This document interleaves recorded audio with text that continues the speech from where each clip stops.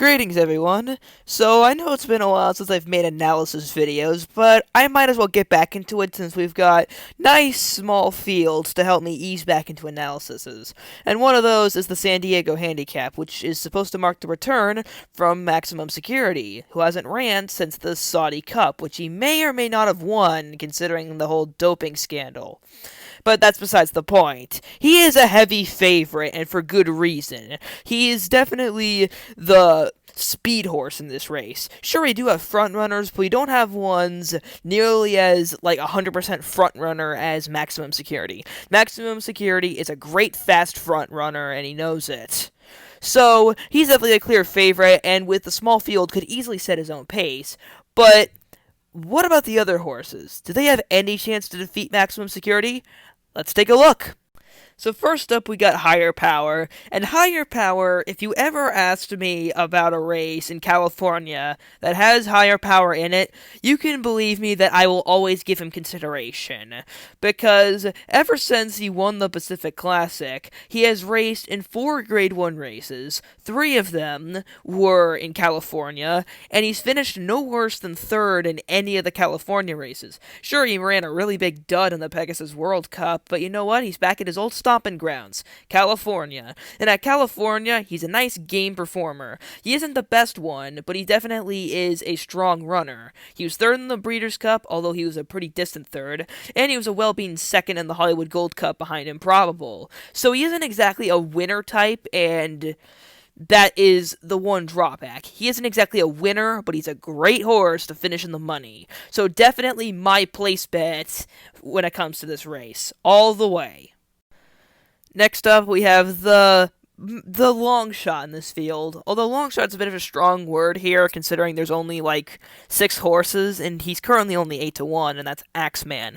Axeman did win his last start, which was at this distance, 1.16 miles, but it was an allowance race, and he won it by a nose. The other thing to keep in mind is that he hasn't won a graded stakes race, and he simply can only place and show in graded stakes races in California.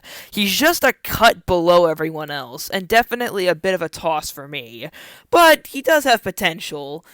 Although, to be fair though, almost every other horse here has at least some potential. But he definitely has the least amount of it. Next up is the oddball of this field, Sharp Samurai. Sharp Samurai has only ever raced on turf, to my knowledge, or that's at least where his biggest wins have come in. So he's definitely a weird choice for this, and he may not even run in this race. He's entered in both this and the Eddie Reed Stakes. It's more likely that he would run the Eddie Reed Stakes because it's at a distance and surface that he is familiar with and has won at. But I wouldn't say that the San Diego Handicap isn't a completely ridiculous place to put him, because his pedigree is dirt. His dam is by Street Cry, who won the Dubai World Cup and is famous for being able to sire both dirt, turf, and all-weather success. So Street Cry definitely has the ability to produce a lot of different runners, which makes sense considering that this is a turf horse. And First Samurai, his sire, was a dual Grade 1 winner on the dirt and won the Fountain of Youth at the age of 3. So he has a dirt pedigree, and he likes to run on turf. So the pedigree suggests that he can do it, but considering his other races, we'll never know. He may just run on the Eddie Reed for all we know, but I wouldn't say you should completely toss him because he has potential. He has the pedigree for it. In post position number 4, we have got Combatant. And Combatant, for the most part, was famous for just being a horse who finished 3rd in a lot of races at Oaklawn, and was definitely a huge long shot when he ran in the Kentucky Derby. But nowadays, Combatant is famous for winning this year's Santa Anita Handicap. And I think that was definitely his breakout performance, as it was his first really big stakes win.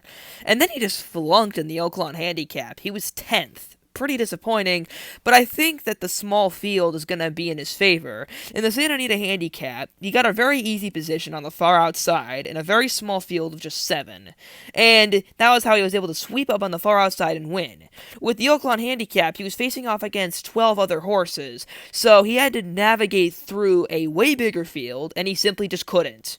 So I think the smaller field is definitely going to help him a lot, and I think that he has a lot of potential to run well. But I'd say that the Oaklawn Handicap performance is definitely what's holding me back from 100% saying go for this horse, because I trusted on him in the Oakland Handicap, and he did not deliver. And the last horse in the field is Midcourt. Midcourt seemed like a promising California horse last year with his win in the Native Diver and then his later victory in the San Pasquale, but I think now he just seems like a cut below the rest. With his third in the Santa Anita Handicap, that was okay.